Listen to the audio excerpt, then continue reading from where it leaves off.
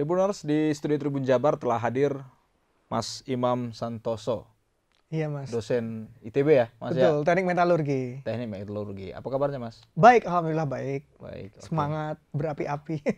Ini dosen yang merangkap sebagai konten kreator atau konten kreator yang jadi dosen ya, Mas? Gimana, Mas? Kayaknya konten kreator yang nyampe jadi dosen kayaknya. Oh gitu Konten ya. kreator menyampe jadi dosen. Mulai kapan nih, Mas, aktif di media sosial ini? Sebenarnya kalau aku aktif di media sosial sejak tahun 2012. Niatnya waktu itu kan orang kan punya Instagram kan Mas, Ya, ya. buat ini aja nge-save iseng-iseng aja, kegiatan sehari-hari, ngapain. Ya. Itu aja sebenarnya dulu. Berarti ini nggak main-main loh, maksudnya followernya itu udah 341.000. Iya. Ya. Awalnya 348. Cuman sama IG dapat saran, ini ada akun-akun yang kayaknya spam. Apakah mau dihapus? Hapus. Kayak gitu. Nggak bayar tuh untuk mau centang biru. Belum centang biru nih? Sudah centang biru. Udah ya? Udah. Udah centang biru ya? Udah. Oke, mantap. 341.000 kalau dirupiahkan beli kerupuk banyak ini ya. Untuk beli kerupuk. Nah, masih berkaitan dengan media sosial ya, Mas? Betul. Media sosial ini. Nah, apa sih konten pertama yang Viral. ya, yang membuat Mas Imam ini semakin wah ini asik nih kayaknya. Jadi waktu itu aku pulang kampung ngajak mahasiswa. Biasalah Mas kan ketika pulang kampung lebaran tiket kan mahal toh. Ya. Itu ada 2 mahasiswaku yang pengen pulang tapi nggak punya duit. punya uang, Rumahnya di Sulawesi, satu lagi di Lombok. Ya udah kalau gitu ya udah kamu kasihan kan jauh, ya udah ikut aku pulang. Akhirnya saya ajalah mahasiswa itu pulang ke Jember. Kita bikin konten, cuci piring. Tahun berapa tuh, Mas? Kayaknya setahun lalu. Setahun lalu ya. Baru setahun saya nih viralnya. Bikin konten cuci piring, dosen cuci piring judulnya. Ya. Di Bandung rapi, pakai dasi, pakai blazer, ngajar, percobaan gitu kan, keren. Apalagi itu pokoknya. Pas saya di rumah, ya udah cuci piring sendiri, pakai dapur-dapur yang biasa desa Mas, ada gitulah duduk di kursi pendek, itu viral banget. Habis itu aku juga bikin konten tentang mahasiswaku tadi yang ikut mudik 2 orang tadi. Ya. Viral lagi. Dari situlah selama setahun nambah tiba-tiba jadi 340. Jadi per bulan 30 sekitar 25.000 follower nambah. Dari konten cuci piring dan mahasiswa pulang kampung tadi. Ya, 2 konten itu ya. Iya, yang bikin viral. 2 konten itu viral. Nah, dunia media sosial ini kan terlihatnya gampang nih, Mas. Padahal kan sebenarnya mengkonsepnya, untuk eksekusinya kan Susah. agak butuh Harus konsisten. tenaga ya, konsisten ya. Susah banget itu. Karena kan sekarang kan Meta juga melihatnya secara serius, ada standar komunitas dan sebagainya. Nah, mengerjakannya berapa orang nih dalam satu timnya Mas Imam nih? Untuk media sosial aja nih. Sendiri. Sendiri. Saya tuh hobinya memang kadang sedikit story, rekam. Jadi itu sendiri saya. Milih lagu, bikin reel, hampir semuanya sendiri. Kecuali endorse, ada timnya ya. Karena tim, misalkan di endorse oleh produk X, itu produk ini bawa tim sendiri. Tapi mayoritas saya bikin sendiri. Ada manajer, tapi manajer itu hanya untuk mengatur jadwal saya manggung di mana. Oke. Jadi konten, ide konten, pemilihan lagu, besok mau konten apa, itu saya sendiri. Oke. Berarti ini mas-mas kekinian ya? Atau bapak-bapak gaul ya? Mas gak ada pekerjaan. Gak ada pekerjaan tapi Iya. tapi gitu ya. Tapi ada gitu. Ada. Tapi ada. Sebenarnya itu adalah hiburan Mas. Jadi saya itu lumayan padat jadwalnya. Jadi ketika mau tidur, hiburan saya bikin reels. Oke. Ketika aku bikin reel tuh lelahku hilang tiba-tiba. Karena ketika aku bikin reel dan orang komen dan dapat manfaat, terima kasih Mas Imam, misalkan hari ini saya ini menginspirasi, akhirnya saya nggak takut lagi kuliah tinggi, itu saya seneng banget. Jadi itu hiburan saya seperti itu sebenarnya. Mumet karena kuliah, mumet atau karena Banyak. ngajar atau apa nih? Dosen itu kan 3 Mas kerjanya Ya. Mas. Mengajar, meneliti, dan juga pengabdian masyarakat. Ya. Itu harus dilakukan Tridharma tiga-tiganya, tridharma. Ya udah ngajar, saya kadang 5 mata kuliah Ya. per semester. Bimbing mahasiswa, ada 10. Juga harus melayani industri, biar ilmunya kepake. Itu full banget. Nah, hiburannya ketika malam atau sore bikin reel. Tadi kebetulan saya suka ngerekam-rekam, jadi banyak ada terus gitu. Oke. Tadi juga Tribuners, saya sempat melihat ya postingan dari Mas Imam di Instagramnya bahwa ada mahasiswa yang bawa oleh-oleh ya ke dosen. Ke dosennya, bimbingnya, ya. Itu pesannya cukup nyentil bagi orang yang berniat lain gitu ya untuk datang bimbingan tapi dengan ada suguhan-suguhan. Iya. Mas. Apa Mas pesan sebenarnya kenapa itu harus diposting dan itu kan sebuah hal yang umum Tapi kurang baik. kurang baik. Iya kan? Nah, gimana Mas? Apa pesannya Mas? Ya, saya tuh nggak mau nanti gara-gara dikasih oleh-oleh oleh mahasiswa saya, terus saya jadi subjektif. Iya. Mau nggak mau ketika saya dikasih hantaran oleh-oleh, saya pasti kan ada rasa kasihannya. Oh, tadi anak ini ngasih oleh-oleh, dimudahin dong ujiannya, atau nilainya di-upgrade dikit dong. Aku nggak mau seperti itu. Karena kita manusia itu subjektif sebenarnya. Dan aku hal-hal seperti itu kayak oleh-oleh nggak mau mempengaruhi kita. Dan di ITB kayaknya semua dosen seperti itu. Dilarang dosen menerima oleh-oleh dari mahasiswa. Dalam bentuk apapun. Dalam bentuk apapun, entah itu pas sidang, Ya. kan mungkin ada juga anak yang suka ngasih sidang, ketika sidang sarjana akhir, ngasih makanan ke dosnya. Kalau kita dilarang, nggak mau seperti itu, nanti jadi mempengaruhi penilaian. Oke. Dan betul kan? Itu kan semacam gratifikasi terselubung. Betul. Tapi niatnya baik, itu adalah budaya baik kan. Saya datang ngasih oleh-oleh, kan senang orangnya dikasih. Tapi nanti setelah lulus kamu baru boleh. Oke. Ya, ada pesan dari situ ya. Ada, Setelah lulus boleh. Boleh, itu adalah hal yang sangat baik untuk menjaga silaturahmi dan mungkin memuliakan dosennya. Tapi nanti setelah lulus. Oke, baik. Kita juga penasaran nih Mas Imam, bagaimana sih sebenarnya proses dari Mas Imam ini mulai dari aktif di konten media sosial dan beberapa bulan terakhir memviralkan seorang alumni ITB, namanya Mbak Devi ya. Iya. Nah, saya lihat di Instagram itu sudah ditonton 15 juta kali. Ya, di Instagram, di Reels Instagram itu udah 15 juta kali ditonton. Nah, tentunya ada yang mendorong Mas Imam itu untuk membantu dari mahasiswa-mahasiswa yang dari kampung halaman ataupun mahasiswa-mahasiswa yang datang dari berbagai tempat ke Mas Imam ini. Nah, sebenarnya ada apa sih di balik dari pola pikir atau kok memviralkan kisah kayak gitu? Kenapa itu, Mas? Jadi saya adalah orang dan bukti yang merasakan bahwa pendidikan tinggi itu penting dan bisa merubah hidupku. Baik. Dan oleh karena itu, ini adalah tugas saya, tanggung jawab saya bahwa bukan hanya saya aja yang harusnya sukses, tapi anak-anak lain di daerah-daerah sana yang mungkin takut kuliah juga harus sukses. Yeah. Dan makanya saya suka datang ke kampung, makanya ketemu Mbak Devi dan anak-anak yang viral itu adalah karena saya sadar bahwa pendidikan itu penting. Ini loh saya gara-gara pendidikan saya bisa berhasil. Dan bahkan Mas, saking percayanya, sebelum saya lulus ITB, saya tuh udah pulang kampung, jemput bola itu.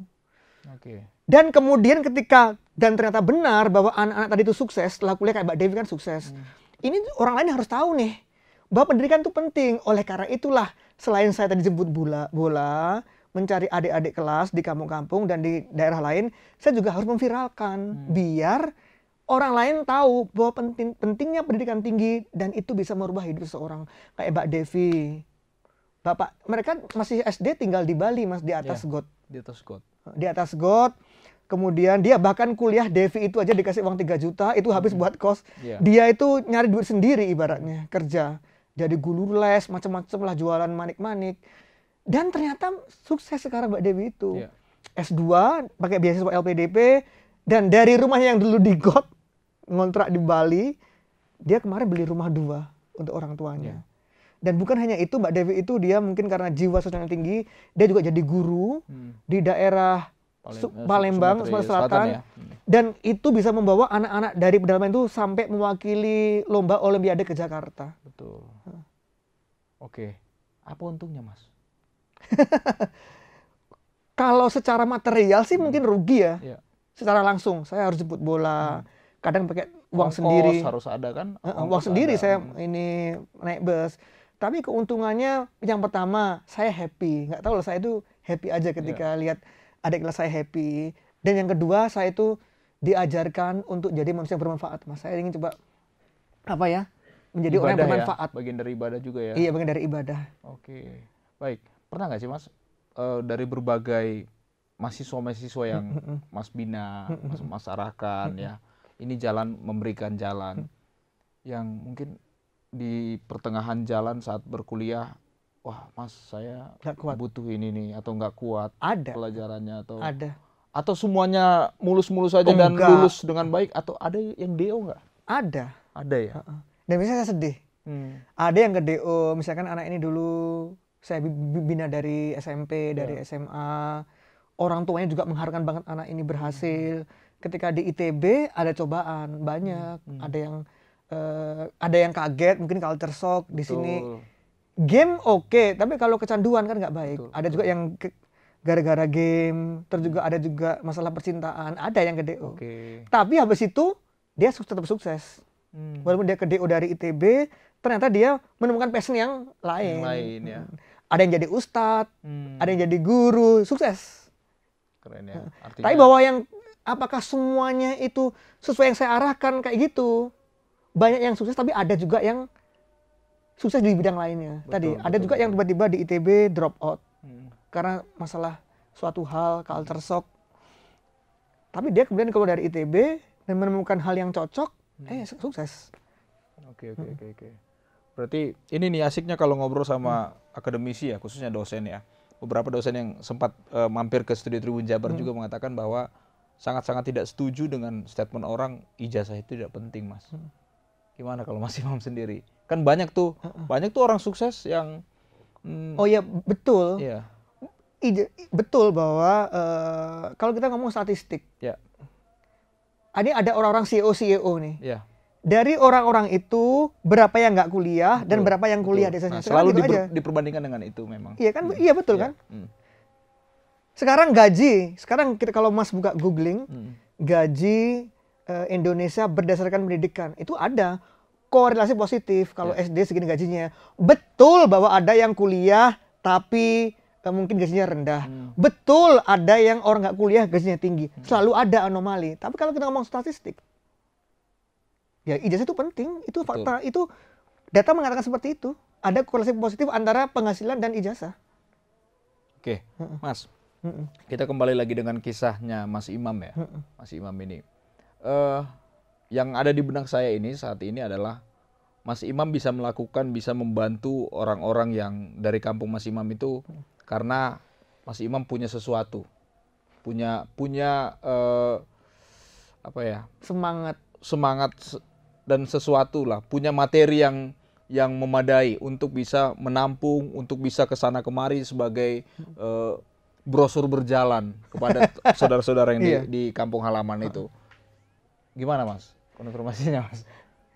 Saya itu sebenarnya hanya modal percaya Mas. Percaya bahwa kalau seseorang yang sungguh-sungguh mencari ilmu, apalagi saya itu Muslim, yang nyuruh mencari ilmu Tuhan, ya masa Tuhan menantang anak itu?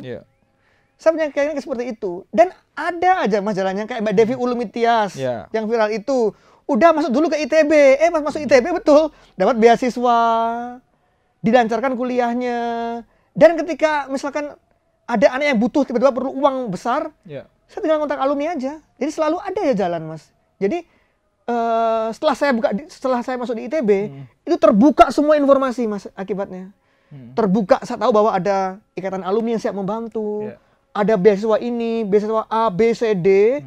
Dan itulah jadi pintu atau info-info yang saya sebarkan kepada adik kelas saya. Jadi brosur saya tadi itu, setelah saya masuk keterima di kampus, di ITB, saya tahu banyak hal. Dan ini harus saya beritahu kepada adik-adik di kampung yang selama ini takut biaya untuk kuliah.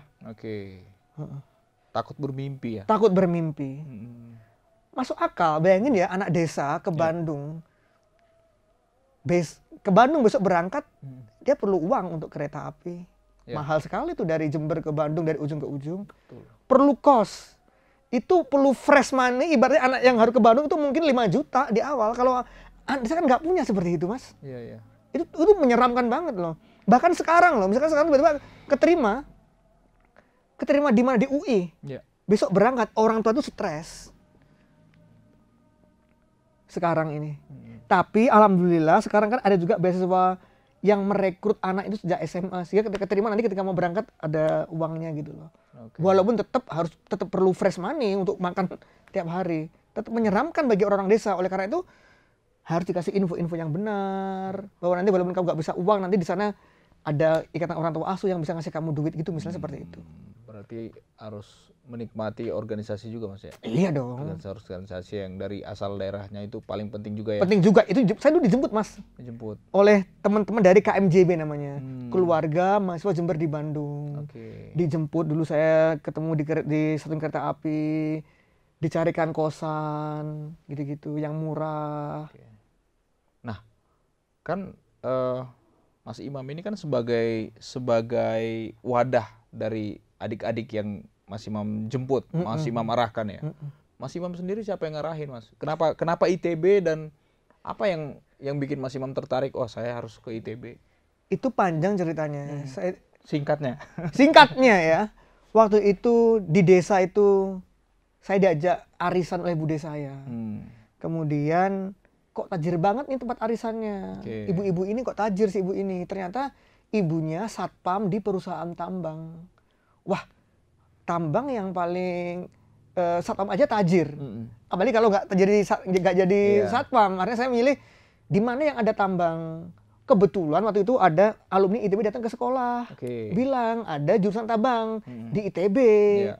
Dan juga saya sering lihat Pak Habibie dulu kan di TVRI sering muncul tuh Mas Pak Habibie, Gatot Kaca, pesawat, IPTN dulu kan. Itu kampusnya Pak Habibie di sana. Tapi sebelum itu saya sebenarnya nggak ingin jadi ahli pertambangan atau metalurgi. Saya ingin jadi dokter. Karena ibu saya meninggal, adik ibu saya meninggal, saya tuh nggak tahu wajah ibu saya. Karena di desa tuh dulu berobatnya ke dukun. Dukun beranak mungkin. Iya, mungkin obatnya apalah. Dan paling tinggi bidan di sana itu. Jadi ibu saya sakit nggak terobati, adik ibu saya juga nggak terobati. Saya ingin jadi dokter, tapi gagal waktu itu. Jadi gap year, ya kemudian masuk ke teknik akhirnya. Jodohnya. Berarti dari masa kecil sampai ke SMA itu di Jember? Di desa di Jember. Di desa apa tuh Mas? Namanya desa, kecamatannya Ambulu, desanya Andongsari. Andongsari, iya. Jawa Timur ya? Jawa Timur. Itu kecamatan paling selatan di Kabupaten Jember. Paling selatan? Iya, dekat pantai. Seperti apa untuk ketertarikan dari anak-anak SMA untuk melanjut ke perguruan tinggi itu? Apa waktu masanya Mas Imam ya? Iya. Seperti apa Mas? Sedikit banget. Tahun berapa itu Mas? Tahun 2002. Di kampung saya mungkin yang kuliah aja cuma 3 orang. Wah. Itu pun hanya orang kaya sekali. Di Anjung Sari itu? Iya, di desa Anjung Sari itu. Yang kuliah mungkin 3 atau berapa zaman saya itu. Itu hanya orang kaya-kaya yang bisa kuliah. Dan saya pingin kuliah juga waktu itu. Karena kuliah itu bisa merubah nasib. Saya percaya itu. Dan saya mikir, masa iya yang bisa kuliah hanya orang tajir? Gak adil dong hidup ini. Sampai gitu saya dulu Mas. Gak adil dong pemerintah. Masa saya orang miskin gak boleh kuliah gitu loh. Pasti ada jalan. Logika saya mengatakan gak mungkin anak-anak yang tidak mampu gak boleh kuliah gitu. Di mana negara ini kalau gitu? Dan ternyata betul Mas, ketika saya di ITB banyak sekali beasiswa itu. Apalagi sekarang makin tinggi. Sekali, ya. Ada KIP, ada ini, ada itu. Banyak peluangnya ya sebenarnya. Banyak peluang, cuman nggak ngerti. Iya, Mas.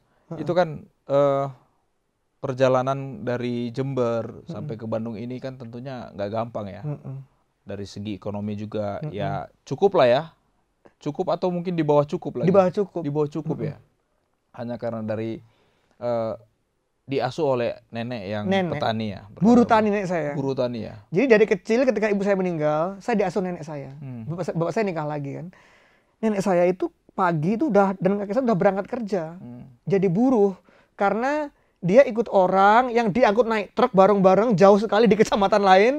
Berangkatnya harus subuh karena jauh. Saya bangun-bangun udah nggak ada mereka. Jadi harus sekolah sendiri gitu-gitu dulu dari kecil itu. Oke.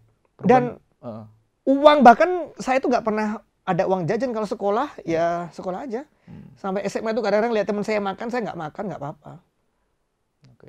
Di Bandung pertama kali ngekos di daerah mana itu Mas? Cisitu saya. Cisitu ya. Cisitu sekamar berdua biar iri dengan teman saya. Itu kosan yang gitulah, termasuk kosan yang nggak terlalu jelek juga, tapi pokoknya jelek lah pokoknya. Iya. Kalau untuk Mas Imam pada saat itu mungkin itu udah nyaman udah ya? Nyaman. Udah nyaman ya. Mungkin kalau anak-anak tajir itu nggak layak ya? Nggak layak, udah nggak layak gitu. Oke. Boleh tahu berapa bulanan atau? Aduh lupa saya. Dulu setahun kayaknya itu 700.000 atau berapa? 700.000 ya. Iya. Oke. Waktu itu angkot masih 350. Oke. Dari situ ke ITB itu. Selisih 5 tahun, Mbak Devi katanya pada saat itu biaya kosnya 900.000 per tahun. Iya, aku 700. 700 ya, oke. Selisih 5 tahun, selisih 200.000 Mbak ya. Devi itu lebih mengenaskan lagi itu. Iya. Dia bukan kos-kosan, itu rumah yang kecil banget. Devi pun tuh juga sekamar berdua. Iya. Oh gitu, lebih mengenaskan lagi ya? Mengenaskan lagi kondisinya. Tapi Mbak Devi katanya menikmati itu. Menikmati, ya namanya juga bagi anak Jember mah menikmati aja. Oh iya ya. Itu udah sangat-sangat cukup ya Mas ya? Cukup. Oke. Mas, relate nggak sih Mas apa yang terjadi puluhan tahun yang lalu di tahun 2002, 2007 di saat Mas merangkul adik-adik yang dari Jember dengan situasi saat ini, generasi-generasi yang saat ini yang ya banyak yang bilang dari tidak loyal lah, tidak mau tahu lah, untuk di dunia pekerjaan juga sebulan beres dan sebagainya. Gimana sih untuk menyikapi dan pandangan dari Mas Imam melihat anak-anak mahasiswa yang saat ini gitu? Bukti bahwa anak tidak mampu dari desa, kuliah sungguh-sungguh, bisa sukses. Bahkan Mbak Devi macam viral tuh, anak saya banyak sekali yang viral. Dari anak yang tidak punya privilege. Ada yang jadi manajer baru lulus 3 tahun. Jadi sebenarnya anak muda tuh seharusnya punya jiwa semangat yang tinggi, mengejar ilmu yang bagus, dan itu akan kepake kalau kamu nanti kuliahnya sungguh-sungguh, berbekal dengan ilmu yang cukup, skill yang baik, attitude, karakter yang baik juga, kamu akan sukses, Mas. Dan itu diperlukan banget di dunia kerja dan untuk sukses di masa depan. Oke. Nah, kita kembali ke masalah media sosial, Mas. Masalah media sosial.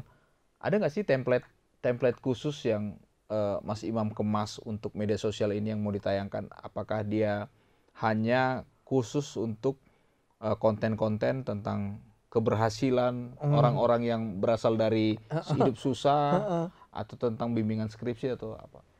Yang jelas kontenku harus relate dengan aku dan audiensku. Audiensku itu kan biasanya orang tua, ayah ibu yang ingin anak sekolah, atau para mahasiswa atau anak SMA. Ya kontennya harus sekitar itu. Sekitar kisah perjuangan, lucu-lucuan tapi edukasi. Saya sendiri mengajar, ada template-nya, biar gak jenuh, orang bosen. Nanti kalau semuanya kisah inspirasi kayak Mbak Devi bosen. Biasanya kisah seperti itu 2 minggu sekali. Ini setelah Mbak Devi kan belum saya bikin lagi. Nah, mau bikin hari ini nih setelah 3 minggu. Tapi di antara itu pasti ada konten saya ngajar, konten kucing, konten masak dengan mahasiswa. Tapi masih mahasiswa, ada mahasiswanya. Entah itu dosen ngajari mahasiswa cuci piring, apa. Pasti itu ada. Jadi ada template-nya. Jadi, ini kata orang ya, Mas, aku kalau nonton IG-mu, hari ini ketawa ngakak, misalkan Bayem itu, besok termotivasi, besok termotivasi, besoknya nangis, kayak gitu biasanya. Saya kombinasi antara itu, saya campur adukkan emosi penonton saya. Jadi tadi ada semangat, ketawa, nangis, termotivasi, jadi satu. Dan alhamdulillah bisa audienya banyak. Yang suka kucing ada sendiri, gitu-gitu Mas. Jadi memang ada template-nya. Bagaimana emosi itu harus dicampur-campur. Tidak boleh semuanya apa gitu. Itu kalau menurut aku ya, itu IG ku kayak gitu. Soalnya IG ku. Motivasi, besoknya nangis, ketawa, gitu-gitu. Jadi nggak membosankan mungkin. Mas, kan banyak nih agenda-agenda pekerjaan dari Mas Imam sendiri. Nah, sebebas apa sih dosen follower Mas ini untuk komen, bisa berkomunikasi secara langsung? Apakah bisa secara langsung bertatap muka? Boleh. Nah, apa alurnya Mas? Siapa tahu ada mau membahas saya rindu atau saya bermimpi sekolah di ITB. Gimana dong gitu, LPDP dan sebagainya. Boleh, itu biasanya DM atau komen di kolom komentar. Tapi sayangnya sekarang ini karena yang DM itu mungkin sehari 100-an atau mungkin kalau viral tuh sehari kan komen tuh kan sampai 3.000. Yang Mbak Devi itu kan 9.000. Jadi saya scan aja yang anak ini ketika kayak sungguh-sungguh saya balas. Itu kan banyak sekali, kan ada anak yang saya temuin itu ketika DM-nya udah sampai berarti ini sungguh-sungguh gitu. Karena saya nggak bisa semuanya Mas, saya pilih-pilih. Saya akan pilih-pilih anak-anak yang sungguh-sungguh biasanya, kelihatan dari ceritanya. Dari ngetiknya panjang banget. Oh ini sungguh-sungguh saya ini. Jadi bisa DM aja. Ada tuh yang nyantol tuh. Ada, banyak. Bahkan kan gini Mas, saya itu selain bimbing anak-anak yang pulang kampung, juga anak saya itu yang sukses juga ada yang anak-anak Instagram dapatnya. Kemarin ada anak dari Padang jauh ke Bandung. Ya udah saya carikan biaya untuk les di Bandung. Dari mana ketemunya? Di Instagram. Dia komen-komen pas saya live. Oke. Berarti bukan hanya Jember dan Bandung saja. Enggak, semua. Nusantara. Iya, silahkan aja. Anak saya bahkan bukannya di ITB, banyak. Dari kampus-kampus di Bali, di Jawa Timur, di Jakarta, di Sumatera, ada semua anak-anak saya. Dan saya dapatnya gak hanya dari sekarang ya, gara-gara ada medsos, gak hanya dari jemput bola saya datang langsung, tapi dari media sosial. Oke. Nah, itu kan konsultasi tuh Mas. Iya. Nanti bayar berapa nih gitu? Gak ada gratis Mas, ya? gratis ya? Wah. Saya malah kalau bisa memberi mahasiswa, biar dia semangat. Oke. Membeli mahasiswa apalah biar semangat gitu. Oke. Saya ajak makan, saya undang makan dinner bareng gitu. Ya. Mas, dari semua yang sudah ditayangkan di Reels Instagram, ya, yang paling berkesan apa tuh Mas? Aduh. Saya itu semua berkesan. Berkesan, kan? Tapi yang paling berkesan adalah waktu itu kan wisuda. Iya. Ada ibu-ibu nangis ketemu saya. Nangis, ya gitulah ngucapin terima kasih. Ada tuh, tapi kayaknya nggak begitu viral sih, begitu viral. Tapi ketika ada ibu-ibu datang, terima kasih. Padahal kan dosen juga biasalah ya, namanya juga dosen kan tugasnya membimbing anak-anak kan. Betul. Itu mungkin nggak tahu ibunya merasa saya berjasa awal, padahal kan itu memang tugas dosen, bimbing anak sampai lulus. Itu kan, itu nangis orang tua. Ya. Terima kasih Mas Imam, saya ini. Dan ibu itu hebatnya adalah anaknya lulus cum laude. Ibu itu pedagang nasi goreng. Wah. Di mana tuh Mas? Aduh, di Jawa Tengah, saya lupa rumahnya di mana. Ya? Itu bukan anak yang saya jemput, anak yang masuk saya di kampus. Ibunya pedagang nasi goreng. Bimbingan ya? Anak bimbingan. Mahasiswa tepatnya. Dia jual nasi goreng, tapi dia pingin anaknya sukses. Ya mungkin karena sering main dengan saya anak itu, dia lulus cum laude, perangainya bagus anaknya, dan langsung kerja setelah lulus. Dan sekarang sukses lah kerja di metalurgi. Jadi waktu itu ibunya nangis. Terima kasih Mas Imam, karena saya angkatlah ceritanya bahwa anak pedagang nasi goreng pedagang kaki lima ini bukan merendahkan penjual nasi goreng. Betul. Ada pedagang nasi goreng yang omsetnya triliunan. Betul. Sorry, miliar atau mungkin ratusan juta ya. Sorry, terlalu berlebihan. Tapi kalau kita lihat statistik, pedagang nasi goreng pinggir jalan kan mereka tidak ini seperti itu Mas. Nah ibu tuh kayak gitu, menangis, terseduh-seduh dan merasa seneng banget karena bisa menguatkan anaknya. Dan saya tuh gila, ibu tuh nangis, saya sampai terbayang saya juga. Oke. Udah berapa lama sih Mas jadi dosen Mas? Saya itu di ITB-nya sih setelah lulus ya Mas ya, tahun 2007 saya langsung ibaratnya di situ terus. Keluarnya paling pas sekolah doang. Tapi kalau official jadi dosen, saya tuh tes tahun 2014, 2015 udah jadi CPNS. Berarti 9 tahun ya. Berapa Mas? 2015 ke 2024? Lebih. Berapa? 2019? 2015 ke 2024. Berapa tuh Mas? Berapa? 10 tahun? 9 tahun. 9 tahun ya. Selama itu ya, sudah cukup lama. Nah, gimana sih tanggapan dari mahasiswa-mahasiswa melihat sosok dosen yang aktif di media sosial dan gaya bimbingannya juga ini kayaknya agak-agak nyeleneh juga. Gimana Mas? Ini yang saya tahu aja ya, nggak tahu mungkin ada yang nggak suka, saya nggak tahu. Tapi mereka oke aja. Malahan kan ketika saya dapat endorsan dan melibatkan mahasiswa dan uangnya buat mereka juga, ya mereka senang-senang aja. Dan ada dampak bagusnya juga, anak-anak yang saya konten itu kan akhirnya kan kenotis oleh mungkin alumni-alumni, dan itu mempermudah dia untuk misalkan kerja praktik atau mungkin mencari kerja. Ya. Oke. Jadi mereka sih fine-fine aja, dapat duit, di endorse gitu kan. Kalau endorse kan saya bisa ngajak mahasiswa itu, nanti duitnya kita bagi-bagi. Biasanya apa Mas? Endorse-nya? tentang pendidikan atau produk-produk. Produk-produk Nggak boleh sebut merek kan ini saya, nggak boleh. Produk-produk ya. Produk-produk kesehatan, atau bimbingan belajar, bimbingan bahasa Inggris, itu. Udah keren berarti ya. Udah asik lah ya, udah asik sekarang nih. Oke, baik. Mas, terakhir nih Mas, apa nih mungkin yang bisa menjadi pesan-pesan kepada anak-anak SMA atau yang mungkin berlatar belakang ekonomi yang ya jauh dari sejahtera, kurang beruntung, yang itu tadi tidak berani bermimpi karena ekonomi. Apa nih pesan-pesan yang mungkin bisa Mas Imam sampaikan? Silakan Mas.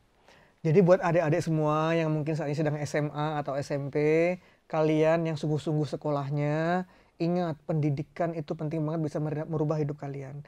Dan jangan takut bermimpi. Di kampus itu banyak sekali beasiswa menunggu kalian. Jadi menurut saya kalian jangan pernah takut bermimpi tinggi, karena orang yang akan nyekolahin kalian dengan beasiswa dan lain itu banyak sekali. Jadi tetap semangat, jangan malas-malasan sekolahnya. Oke, baik. Terima kasih waktunya Mas Imam.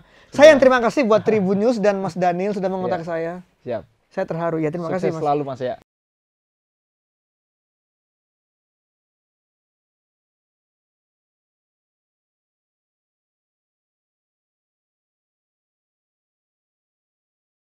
Download Tribun X sekarang, menghadirkan lokal menjadi Indonesia.